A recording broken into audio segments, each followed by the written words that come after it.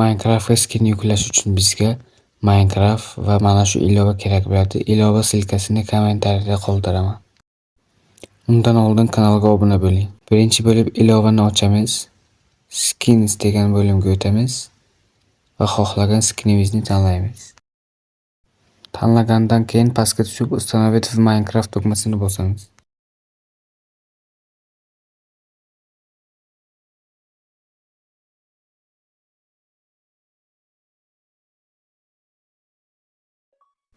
Minecraftga kirgandan keyin tepada skin qo'shildi deb xabar kelishi kerak.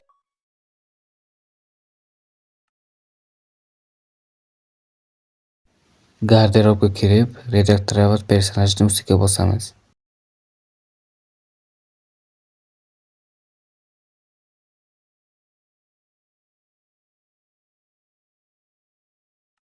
Undan keyin mana shu yerda biz yuklagan skin paydo bo'ladi. Ustiga bosib o'rnatib olamiz.